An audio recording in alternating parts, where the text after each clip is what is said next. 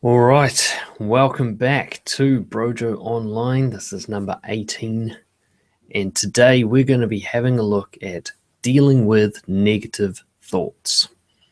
It's a pretty ironic title because we're going to be challenging the very concept of both negativity and thought. But this one today is for those of you who want to deal with the things that happen inside your mind that you feel hold you back and reduce your quality of life. We're going to have a look at those things that seem to cause you harm, that come from your own mind, and you don't know why your brain does this to you. We're going to have a look at that. We're going to have a look at all those stories and thoughts that come up that stop you from meeting new people, for going for that job you wanted, for doing the things that are right for you, the things that make you enjoy life more. Everything that happens inside your mind to prevent that quality of life. We're going to have a look at that today and how to deal with it. Essentially, this is partly going to be a session on how to coach yourself through mental thought-based blockages. We're going to have a look at that today. And for me, this is quite an important topic. This is a huge part of my coaching when I'm working with other people, is simply helping them to manage the way their psychology works, so that the kind of thoughts that they have do not prevent them from living a quality life. Now, something I really want to say right out from the front of this is not going to be about trying to control thoughts. It's not. I don't believe in positive thinking. I don't believe in positive affirmations and trying to drill thought patterns into your head and trying to manipulate your thoughts. I think it's pointless and quite harmful in the long run. It can work for short-term periods of time. You can go to the guru's seminar and come out of it going, yes, I am a confident, awesome person who's going to kick the world's ass. A week later, your brain just goes, no, you're not. And you're back to where you started. So I don't believe in all that. I believe that trying to control your thoughts is ultimately a pointless and harmful endeavor. And we're going to be looking at a different way of doing things. We're going to have a look at acceptance. We're going to have a look at challenging the truthfulness of your thoughts. And we're going to have a look at the link between thoughts and behavior and how you can actually behave regardless of what thoughts are occurring in your mind. So that's where we're going to be going today. And hopefully I'm going to be able to teach you a simple process, simple but not easy, of taking a thought that seems to be holding you back and digging deeper, peeling back the onion layers, whatever you want to call it, digging deeper into your psychology to find the cause, the catalyst for this thinking, and to understand the truth of it. Where does it come from? What does it really mean? And what am I going to do about it? So let's start by defining the issue, as we always do. What is negative thinking? What is this thing that we call negative thoughts, negative feelings? Well, again, this is something that's come up many times during Brojo real life sessions. And of course, in the coaching sessions I do, this comes up all the time. Start with that word negative. What do we mean when we say negative? It's something that's happening inside us that we associate painful, unpleasant, or uncomfortable sensations with. We associate the thought or the sensation in our head with unpleasant physical and emotional sensations. That's often what we mean by negative. So anything that we associate with fear, with anger and frustration, with confusion and doubt, with shame particularly, embarrassment, guilt, these are all things that we consider to be negative. Now, those of you who have been paying attention to the way we do things at Brojo will have already be starting to think, wait, why do I call those sensations negative? Why is it not okay to feel guilty, confused, angry, afraid, disgusted? Now, this is a key factor here, because quite often we think of something as being unpleasant as also being bad. We think that unpleasant is a negative thing. We think uncomfortable as being that part at the start. It's this negativity we attach to it. So what you should be able to see right out of the gate is that if you didn't consider those emotional sensations as negative, as bad, we wouldn't even need this conversation. If you thought of those emotional sensations as helpful, as necessary, as something that will guide you to live by your values, then there wouldn't be any fight against them in the first place. Any thought that triggered those emotions would simply be an invitation to explore yourself deeper. And really, if there's only one thing you get out of this, I'd like you to open your mind to the idea that you've been taught that some of your emotional sensations are bad, when actually they're simply unpleasant. And unpleasant and bad are not the same thing. Unpleasant is not wrong. One of the examples I like to use for this, and we'll talk more about this when we do a session on emotional shame, but the idea of going to the gym, doing a workout, and you're doing your last set and you're hitting that failure point and your muscles are burning. It's a painful experience. The lactic acid buildup or whatever it is, the tearing of the muscle fiber, you can feel it. It hurts, and you push yourself to get that last set out and you finish your set. Why is it that you're okay with that kind of pain and you don't call it bad? I mean, that burning, painful sensation, you're okay with it. It's unpleasant and uncomfortable, and yet you don't think of it as bad or wrong. Why? Because you know it's necessary for growth, because you see it as a sign of success rather than a sign of failure. It means that you're trying hard, you're pushing yourself. Why don't you do that with emotions? When you feel guilt or fear or confusion, why do you go, oh, that's bad and wrong? And yet when your muscles are burning up and it feels like you're injuring yourself, you're like, yeah, this is good. I want you to start questioning that, because the very concept that makes thoughts difficult to deal with is you labeling them as negative. As you saying, because these thoughts lead to me feeling this way, the thought itself is bad and wrong. I should not be having that thought. That process of you shaming your own thinking causes you more pain than anything else. Your suffering doesn't come from the thought. Your suffering comes from the way you judge yourself for having the thought. Your suffering comes from the punishment you inflict on yourself for the thought occurring in the first place. So negativity, that first part, is understanding that this is the label you give the thought, not the thought itself. The thought itself is neutral. It's just noise inside your head. It's just sensation within your mind somewhere. It's the bit where you go, I shouldn't be thinking that. It's bad to think that. It's wrong to think that because I feel uncomfortable right now. That's the bit where the suffering begins. Before that, you just had a noise inside your head. There's noises inside your head that go on all the time, all day long, and you ignore most of them.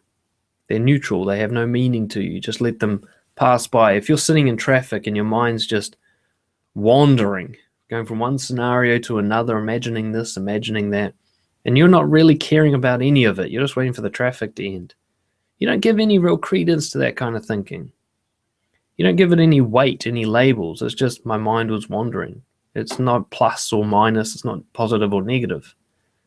But if you're stuck there in that traffic and having a thought, and then you're just like, God, I shouldn't be stuck in this traffic, and you feel the rage of being stuck in the traffic, then you'll be like, oh, why can't I just accept being stuck in traffic? God, I'm such a loser for being in this traffic. And you start to punish yourself for the thought. All because in the first place, you weren't okay with feeling a bit of anger, a bit of frustration. You weren't willing to look into that further. You weren't willing to explore it, to see what it held for you.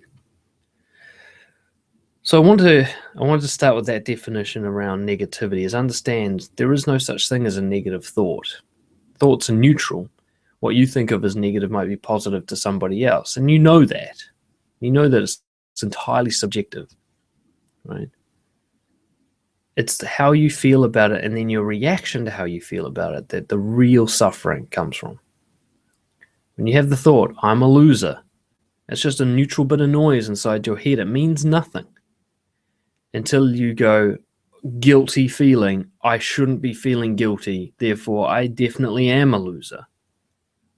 And you confirm the thought as being some sort of statement of fact. You believe it, and the implications of the thought being true is what really hurts you. So the idea that thoughts, feelings are negative, if you can deal with that, most of your problems go away. Most of your suffering disappears.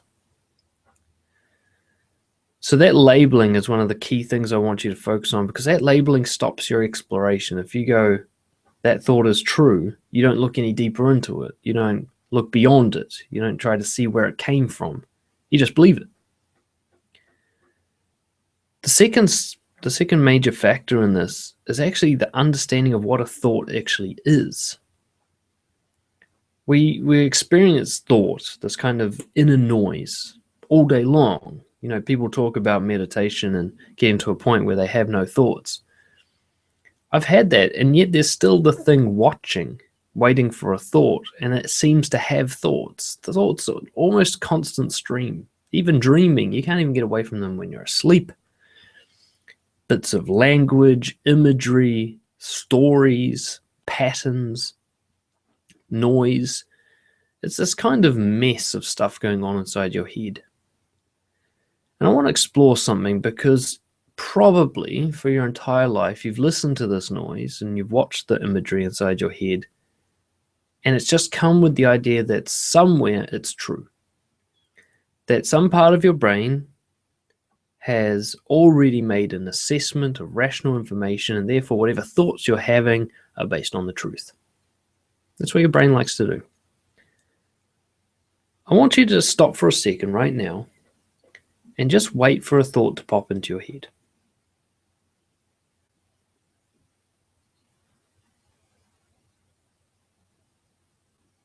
Just notice it. Notice the first thought that comes. Don't try to generate a thought. Just notice one. It might even be something like, I'm not having any thoughts right now. That itself is a thought, a piece of language. Now I want you to do this again, but when the thought pops into your mind, I want you to ask yourself, where did it come from? What was the original source?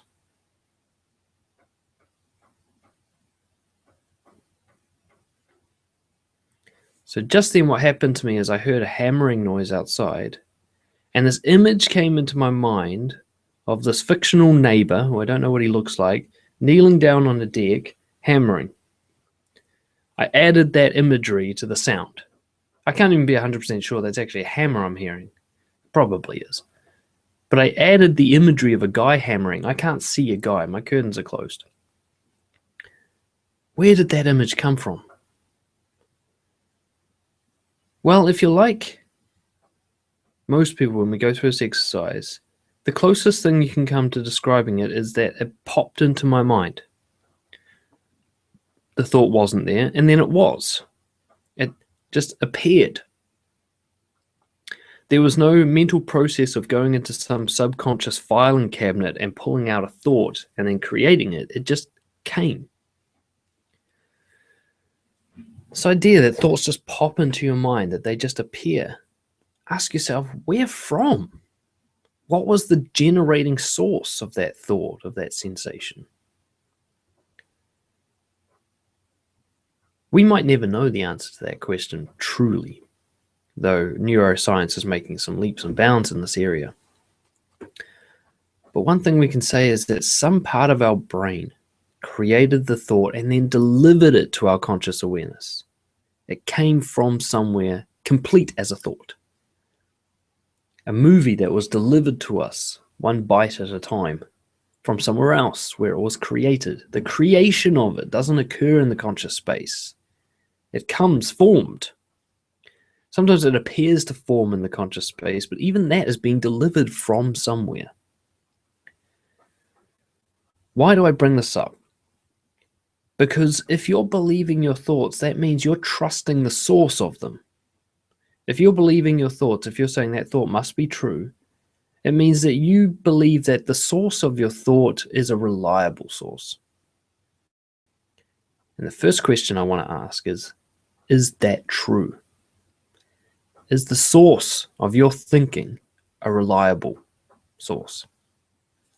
I want to try a little mental experiment right now. I want you to do a visualization exercise, very quick one. I want you to visualize yourself as a different animal, Your face, but on a different animal. A zebra, perhaps an elephant with a big long nose, a giraffe with a long neck, a dog, a bird. Just visualize yourself as that animal. Right now I'm imagining myself as a kind of weird parrot. Well, actually, I'm just thinking of a parrot. I'm thinking it's me. Now ask yourself, how true is that thought? Are you an animal, like that animal you just imagined? Or was that a fiction? Now, if your brain is able to create such a fiction, why is it that you trust your thoughts? Your brain, just then you were able to show yourself your brain has the capability to fictionalize a lie, to make a lie true. Right? Fictionalize a lie? It took a lie, you are an animal, and made it true in your mind, create the image or the understanding. That's true. This is the same thing that you trust with the thought, I'm a loser, or I can't ask that person out on a date. This thing that can make you look like an animal, you're trusting it? You believe it? You really think your thoughts are true?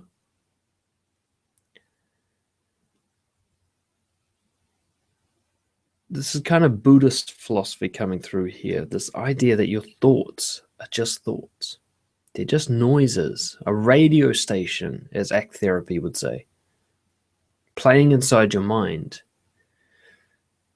When you're listening to the radio in your car or at work, and somebody's selling something on an ad, they're saying, come and buy this bed. It's the best bed in the United States. The #1 bed, the Posturepedic, sleeping fucking king of beds. Do you always go, well, that must be the best bed, I'll go buy it then? Do you go buy everything on every ad that you hear? Do you believe every word that comes out of every mouth on the radio? Hopefully not. And yet you're doing that with the radio station that plays inside your mind. You're believing all the nonsense it comes up with, even though we know now that the source is unreliable. Just like we know that the source of a radio station is unreliable. When we hear an ad on the radio station, we know the person who created that ad doesn't necessarily have our best interests at heart. We don't know that person. We haven't assessed them. We can't trust them. We listen with an air of suspicion. We treat it with some critical thinking. When someone says this is the best bed in America, we go, is it? Really? Where's the proof of that? Hopefully we do that. I know some of you just go and buy the bed. And yet, when our own thoughts occur, because it's coming from what appears to be ourselves, we believe it. And yet, really, are we as trustworthy as the person on the radio? Are we more trustworthy than them, really? You just showed that you can pretend to be an animal. If you can pretend that, you can pretend anything. I also want you to pay attention to the idea that this thought comes delivered to you from somewhere and you're not aware of that place. The original source of your thought, you don't know where that is. You don't know what's happening there. You don't know if that's a place of reliability, and yet you behave as if it is. When you get the thought, I'm a useless loser, you assume that that came from a place of rational reasoning. You assume that it came from a place of critical thinking where somebody had gone over the facts and come to a conclusion and you don't need to question it. And yet, this same place can generate the thought of you being a parrot. It can come up with a complete load of bullshit. And sometimes you think, no, but this time it's true. How do you know if you can't see into the kitchen? How can you trust the food? One of the key misunderstandings around confidence is so many people think that confidence and certainty go hand in hand, that a confident person is sure of themselves. And I think that they believe this implies that their thinking is so sorted that they can trust their thinking. In my exploration, what I've found that truly confident people do not trust themselves. They are uncertain. They do not believe the thoughts that come up into their mind. They know that the part of the brain that generates those thoughts is an untrustworthy source of information. an unreliable noise-making machine that must be challenged and questioned regularly. So what's interesting is confident people sound sure of themselves because they've actually relieved themselves of the burden of being certain. They just go, this is the truth as it appears right now, and I'm open to more truth. I'll just deliver this one as it stands, and I'll look for more later on. Now, an uncertain person is trying so hard to be sure of themselves that they sound uncertain all the time. It's kind of this ironic, counterintuitive thing. But for me, if someone is unwilling to move, a guru type person, somebody who thinks my way is the way, and they sound really sure of themselves, and there's no uncertainty whatsoever, I'll immediately assume that they are deeply insecure.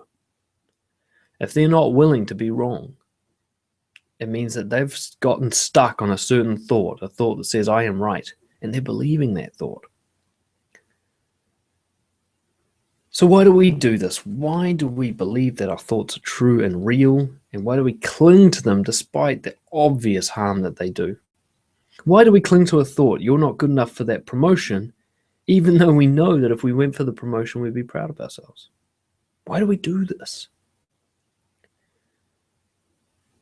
My theory is because it's easy. It's easy to just believe your thoughts. There's no further exploration required. There's no critical thinking needed. No adventure into the unknown to find things you don't want to find. You get to avoid all that when you believe your thoughts. When you believe the thought, I am a loser, it hurts, but you don't have to do anything. It's effortless. It's like, oh, I'm a loser. I give up on everything. Easy. I don't believe in laziness. I don't believe laziness is a thing. I believe laziness represents either a genuine lack of motivation, the person should not be doing the thing in the first place, or more likely it represents fear. It's a procrastination that comes from not wanting to explore further, not wanting to find the truth. When you believe your thoughts, it means you've given up on finding the truth because your thoughts are always wrong. It's as simple as that. The truth is subjective. So every thought you have is simply a guess at the truth, which means it's wrong. So one of the things that I've come to understand that until you get to the answer, I don't know, then you're dealing with a lie. If I ask you, why do you do this, or why didn't you do that? And you say, because of this, or because that, and because of this, you're lying. The only true answer is, I don't know. Because the source of your directions and your decision-making, everything is subconscious. You do not see it happening. Therefore, you don't know. You will never really know why you do things. The kind of cause and effect thing that we're always trying to find, us humans, it doesn't exist. We can't find the original cause. Even if you got to the subconscious layer where you could see your mind making decisions, you still don't know why it does that.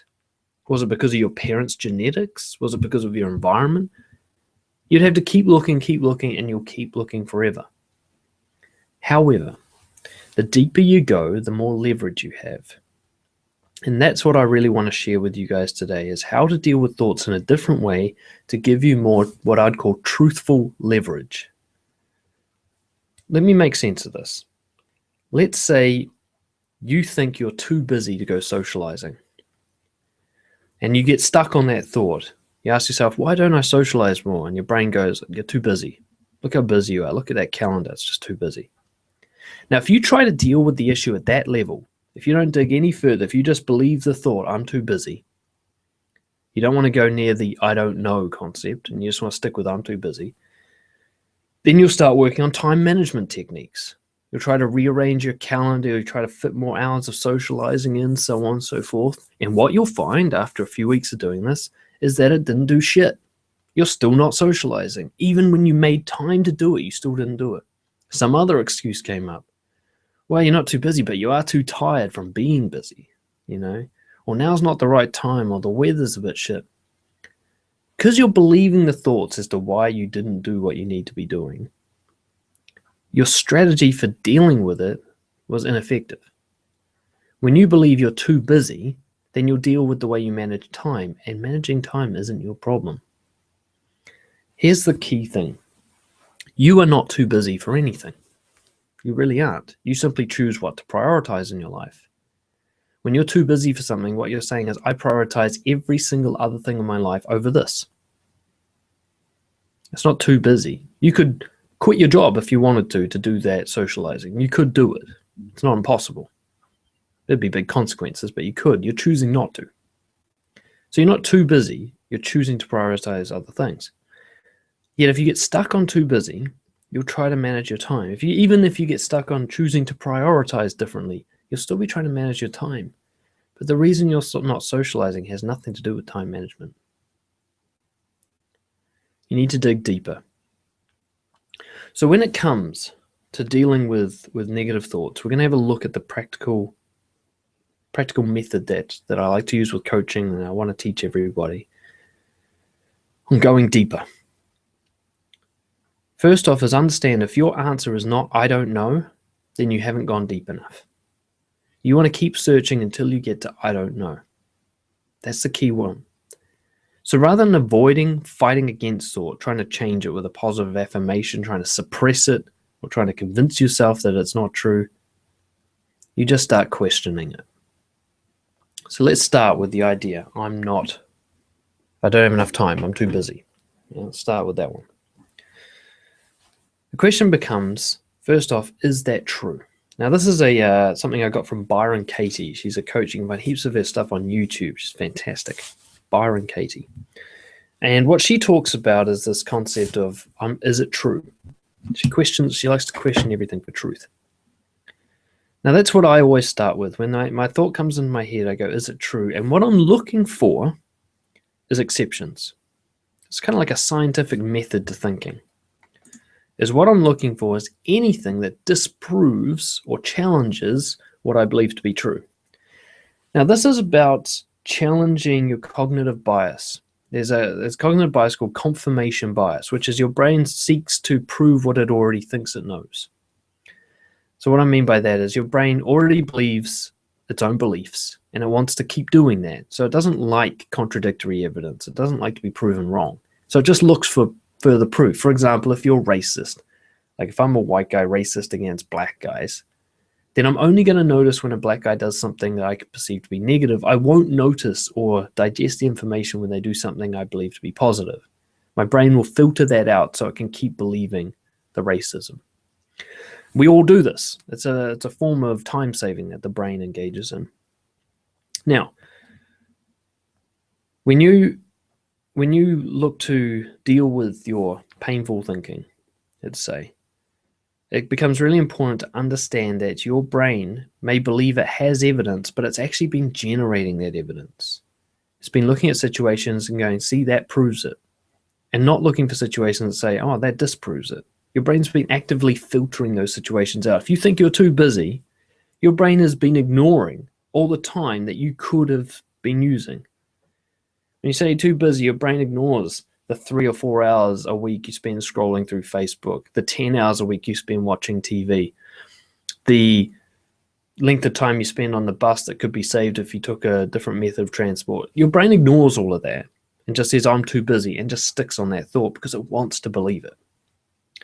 And the real question I'm trying to figure out is, why does it want to believe that? Why does it want this excuse to not do what I know is the right thing to do, which is to socialize more?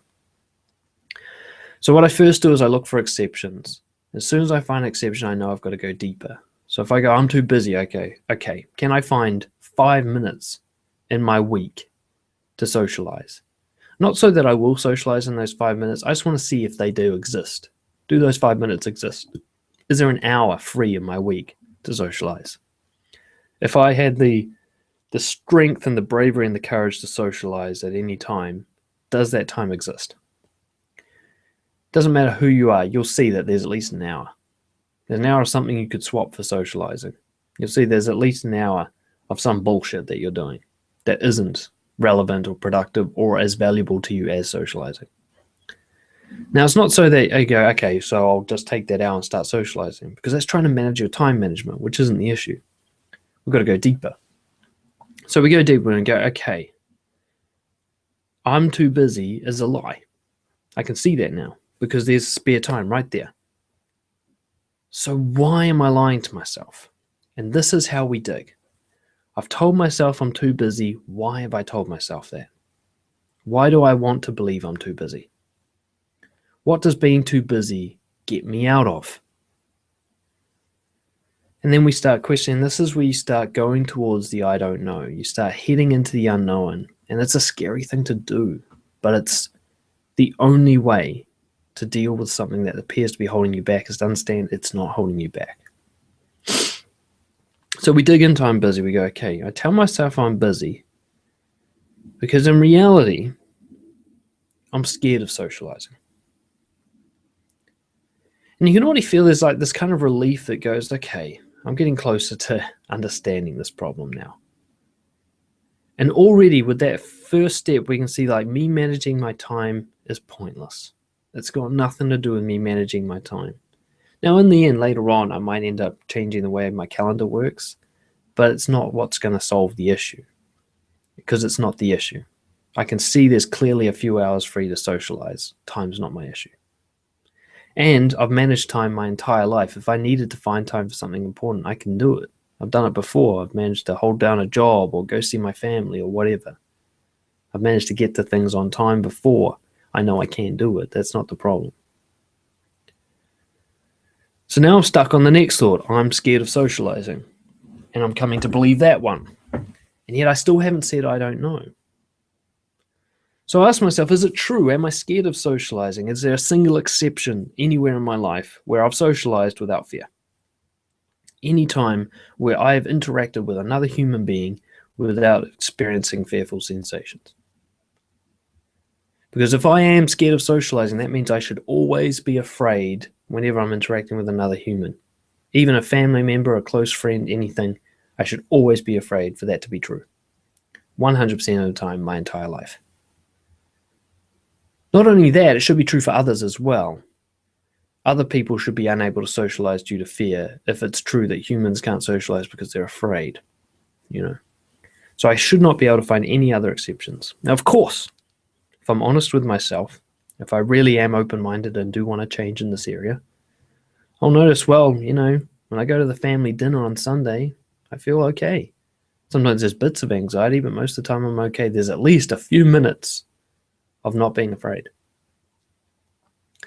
So therefore, me being scared of socializing is not true. So why do I tell myself that?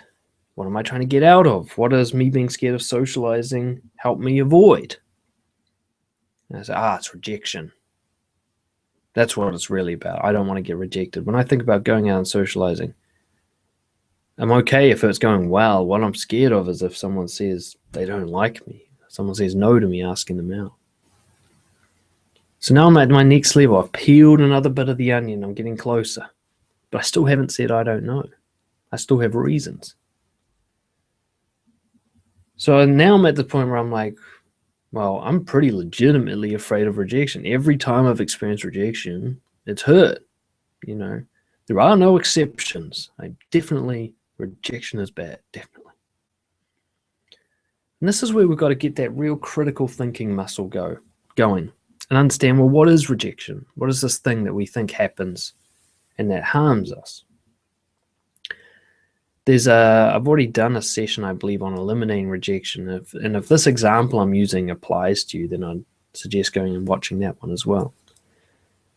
But what I'd find is if I examine it, I'd say, rejection is someone not paying attention to me, not liking me, not wanting to go out with me, not this, not that. And so the exception rule that I look at is, okay, so how many people in the world fit that category right now? How many people in the world don't want to go out with me? How many people in the world are ignoring me? It's fucking almost all of them, right? Right now, as I sit here in this chair, almost everybody in the world, by my definition, has rejected me. They're not with me in this room, paying me attention and giving me love. And yet I'm okay with that. Most of the time, I don't think about it. Most of the time, I don't even notice it. So my problem isn't even with rejection. But when the thought that I've been rejected comes up, I experience pain. And that's what I'm trying to avoid. So now we're another level deeper. When I think I've been rejected, I experience pain. We're getting closer. You can almost feel it to why this person isn't socializing in the first place. You can see it's nothing to do with time management. We've already shown that that's an absolute lie. We'll see it's got nothing really to do with socializing in general, because they're fine with that most of the time. We're getting now to this deeper phobia of being perceived as rejected. And then we ask the question, well, why is it bad? Why do we think that rejection is wrong? It's painful. When we've survived every rejection up until now, why do we still think it's a bad thing? Now, for each person, this process will take a different amount of time and you'll hit different roadblocks. But the point is to keep questioning until you get to, I don't know. Because now you're getting below all the stories you tell yourself as to why something's true, and you're getting to the actual truth, which is you don't know. Now, this comes from the sort of Socrates philosophy. The only thing we know for sure is that we know nothing for sure. So the only time we're ever being truthful, genuinely truthful, is when we say, I don't know. So until you're saying that, you can't believe the thought you're having. You will. When I say you can't, you absolutely can and will. But understand you're choosing to believe a fiction. It's like watching Harry Potter and deciding that Harry Potter is a real person. Because you see it, the imagery of him, just like you see imagery and thoughts and stuff in your mind, you go, well, that's true. You don't want to go, well, let's go research Harry Potter. Oh, it turns out some actor, Daniel Radcliffe. Okay. Well, he's still Harry Potter. He just chooses to be. Then you go and find out there's movie sets and there's scripts and stuff, and you realize Harry Potter wasn't real. It's the same thing with your thought process. As you see the script, you see the finished performance, and you just don't question it. Keep questioning it until you get to I don't know. Keep looking for exceptional pieces of evidence, because there's always some. Always. You say to yourself, well, the reason I don't socialize is because I don't want to get rejected, and if I go up to people, they'll definitely reject me. So, okay. So have you ever gone up to someone in your life and they didn't reject you? Yes, even once? Well, then that's not true either. You've got to go deeper until you cannot find any exceptions. And if you're doing this with a true open mind, of genuine curiosity, you'll find eventually you go, look, I don't know why I don't want to socialize. There's a lot of fear and hesitation and pain and all these stories about rejection, but ultimately, even if all those things happen, I know I'd survive, so I don't know why I don't do this. This is a great starting place. This is a blank slate, a platform to build on. I don't know means something new can be built in place of all the stories and bullshit you had before. You had this whole tower of lies before. At the top layer was, I don't have enough time. The next layer down was, I don't like socializing. The next layer down was, I'm afraid of rejection, on and on. And you've just bashed all that down with exceptional evidence and gone back to this, I actually don't know why I do things. And what's great about that platform is you can build on it. You can choose. And this is where values become involved. So when we get there, we can go, actually, when I look at the very original intention to socialize more, even though I didn't follow through on it, why? Why was I wanting to socialize? Not why was I avoiding it anymore. I can see that there's no rational reason for it. Just fear. But why did I want to socialize? Why do I want to talk to people? Why do I wish that I didn't have this fear of rejection? Why is it important to me? And I want you to keep asking yourself this question until you come to a values-based answer. And again, if you're not sure of what your values are, there's a lot of material in the Brojo library on values. But let's say I'm working with this original guy who's afraid of socializing, so on. We get to the point, look, it's connection. I want to invite people to connect with me. That's the value here. I want to connect. And what is connection made out of? It's made out of honesty. It's made out of courage and respect. Those are the values I'm trying to live by here.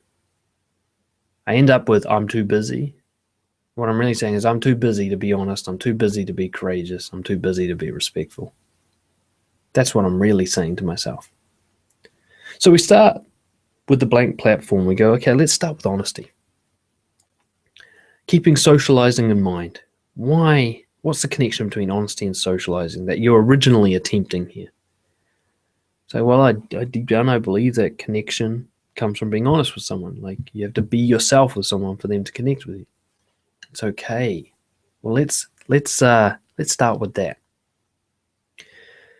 Because one of the things that comes up here when we're too busy or whatever that surface level bullshit story is that deep down, the original value we're trying to live by, at some point in the process, became misunderstood. And that misunderstanding was harmful. And that's where all these thoughts are coming from. So if I have the original value of connection, but then I have the misunderstanding that connection comes from making people like me, I'm going to develop this fear of rejection and so on and so forth. Right? That misunderstanding that connection comes from making people like me, that was formed in my childhood by fucking idiots raising me who didn't know shit. That's led me down this really harmful path where now I feel like I'm too busy to socialize. Whereas if I get back to the original thing, what is connection really? And I redefine that as being honest and let go of this people liking me thing. I go, actually, people liking me, that's not true. People can like me without being connected to me. Like I like a celebrity. I know nothing about them. That's not a connection. So if I'd kept digging under the fear of rejection, I would have found that eventually that person had this idea that connection requires someone to like me. And that would have been the original misunderstanding that led to the idea. Oh, did I say rejection? Connection. That led to the idea that rejection is possible. But if I start with connection comes from honesty, from being yourself and inviting someone to be themselves with you, then I can go down a new path where socializing isn't about making people like me anymore. It becomes about being honest with people. I'm going to feel a lot less resistant to doing that if I've let go of making them like me. I'm like, hey, today I just need to be honest with 5 people and they can all hate me. It's fine. It's totally okay for them to hate me. It will tell me that they're not a good fit for me. It will save me wasting my time trying to make them like me. And I can just move on from them. There's 7 billion people in the world. I got to get fucking moving because I'm not going to get through all of them by the end of my life. So I go out there and, hey, I'll be honest with him. Be honest with him. All I got to do is be honest and walk away. I don't even need to get anything from this person. I'm completely fulfilled in just being honest. A whole new building is built on that original platform of I don't know. Of course, I made it sound a lot easier than it is. But it is simple. You get down to the point where you're like, okay, the key misunderstanding was I thought that trying to live by the value of honesty meant that sometimes I had to also make people like me. But those two things are in conflict. I can't be honest and make people like me all the time. There's always going to be an exception to that. Do I want to make people like me or do I want to be honest? Well, because I want a connection, I have to be honest, not make people like me. And you can find that key misunderstanding that you had some point earlier in your life. Bearing in mind, even this is still subjective theory and so on. But look how far away we are from I'm too busy now. I'm too busy is now so revealed as just total horseshit. Now, you could try and manage your time better and believe the I'm too busy story, but the leverage is so little. Even if you manage your time better, this deep fear of rejection is going to prevent you from doing anything in that time anyway. Whereas if you get right down to the core and change the belief around what connection means, the leverage is massive. You're now free to do so much more. You can take so much more action now, and your calendar and the time you have available won't even matter. You'll just be socializing during your other activities. All you do is just be honest all the time when you're in the presence of other people. Your whole life becomes a social experience.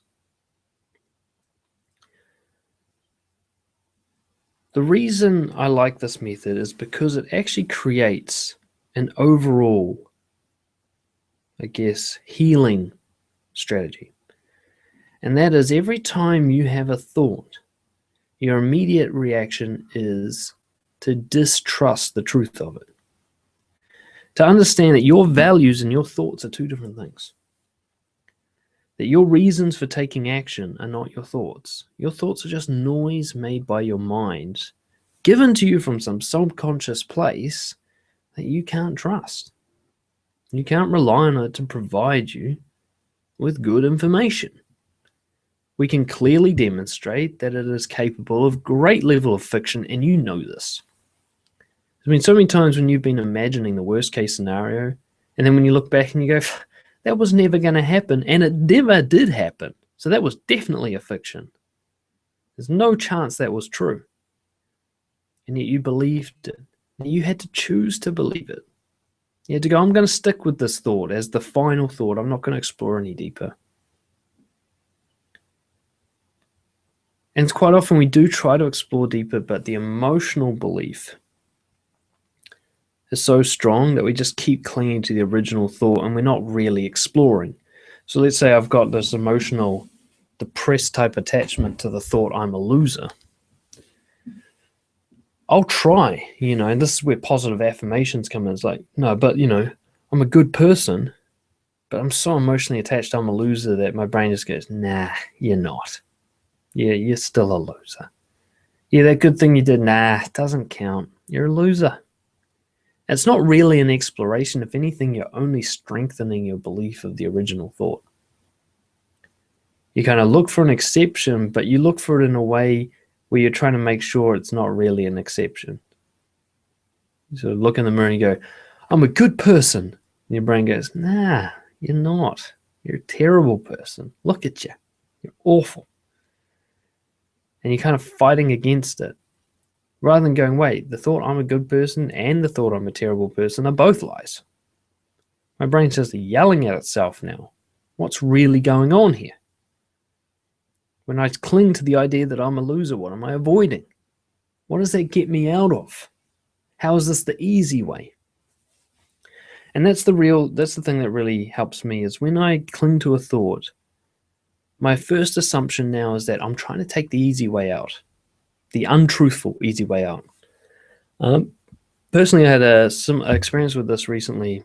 I have actually a few times around jealousy. My girlfriend and I like to joke about it. She loves my jealousy.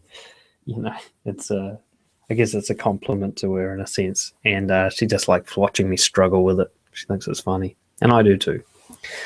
And what I'll get with jealousy is like this temptation to stick to the idea that some other guy that's paying interest in my girlfriend or providing her with some pleasure of some kind, that somehow he's a threat to me. And it's so easy to believe that, and even easier to kind of blame the other people involved for my pain. To say he's hurting me or she's hurting me, that kind of thing. And yet what I do now, as soon as I notice that, I'm like, I'm taking the easy way out of some deeper thing that I don't want to look at. Where does my jealousy come from? What is jealousy? Why do I believe in it? What am I trying to avoid? See, when I dig into that, we get closer to things like the I'm not good enough story. We get to beliefs like I own my girlfriend. I have her. She is mine. Rather than actually questioning and going, do I actually own anything ever? The real naive inquirer type questioning. Because when I explore my jealousy, I see that it doesn't exist. What exists is a misunderstanding of connection. I believe connection is to possess something, but that's not connection. Connection is merely experience. I've never possessed my girlfriend and never will. She does not belong to me. I never had her and will never have her. I simply have experiences with her on frequent occasions. Nobody can take that away from me. Now, if she chooses to no longer have experiences with me, I haven't lost anything. The things that I had with her still exist in my mind as memories. They can't be taken away unless I get dementia or something, There was nothing to lose in the first place, which, by the way, is my title for my next book, coming out soon.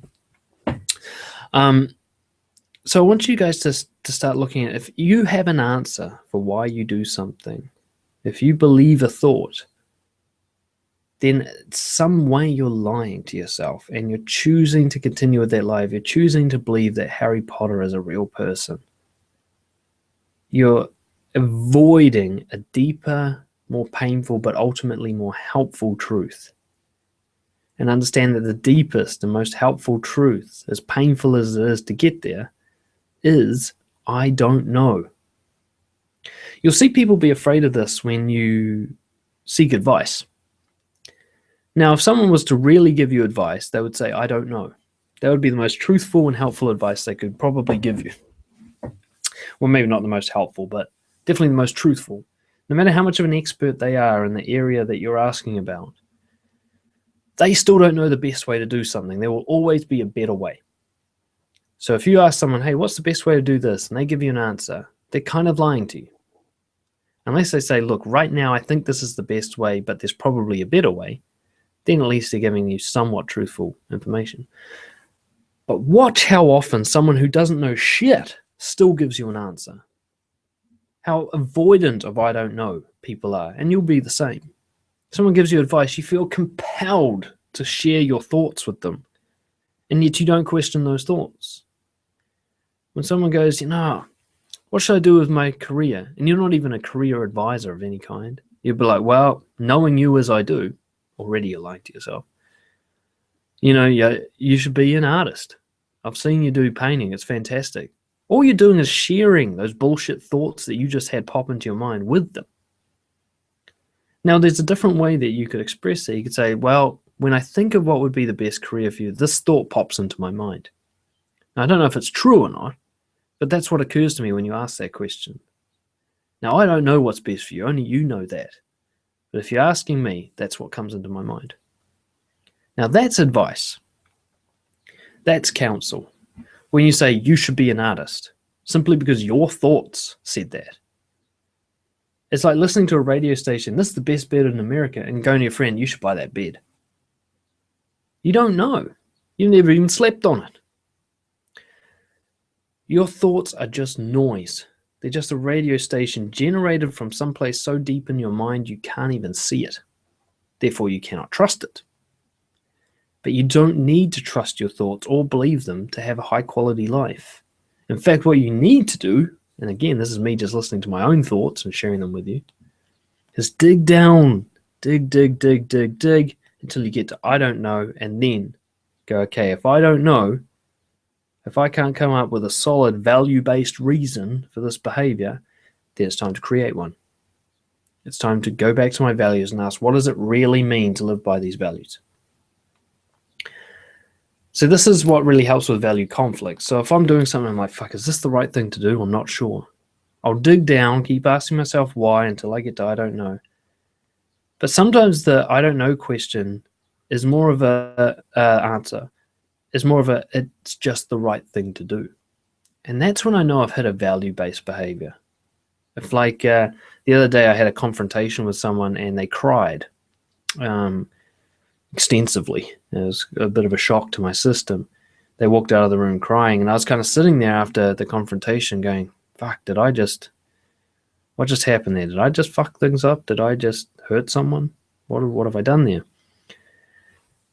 And so I started thinking, why did I have this confrontation in the first place? And what I did is, because I wanted them to think this. Why did I want them to think that? Because of this. Why that? So on. But I'd already done this before the confrontation, so it was quickly that I got to the case. I'm like, well, this is what I have to do to be assertive. There is no deeper answer than that. This is me being assertive. This is me standing up for myself. That's my value. This was the best way I could see to behave in an assertive manner. And as soon as I saw that, I'm like, okay, so it's okay that they're crying. Seriously. This wasn't done to make them cry. I can see that clearly. This wasn't done from a place of insecurity. This was done from a place of valued living. Now, them crying threw me off track a bit. I was like, shit, am I still doing the right thing? I just need to reassess. Now, if I got back down to the point, I'm like, fuck, I don't know why I'm having this confrontation. I don't know why I'm allowing them to be upset by my thoughts and feelings. Then I need to reassess. Like, am I trying to control the situation? How have I misunderstood the value of assertiveness here?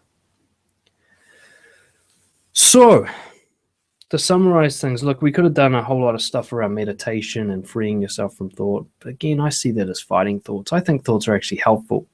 They're the outer layer of something very deep, and that's what you can pick at to get deeper. Without thoughts, there's nothing to dig with, you know.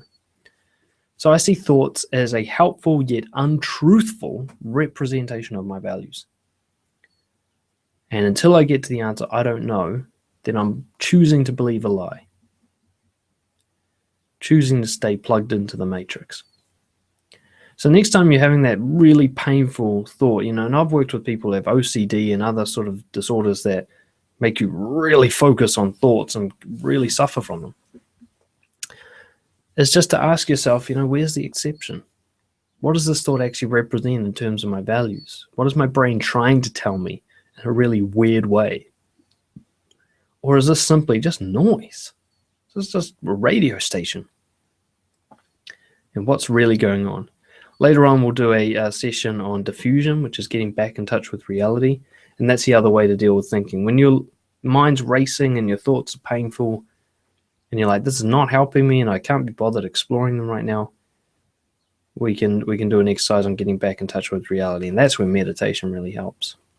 But for now, I just want you to, you know, especially that not good enough story, notice the thoughts that come up that you associate a lot of pain with, and start questioning the truth of them and trying to figure out what's the value underneath all of this. What's the truth that you can rebuild on?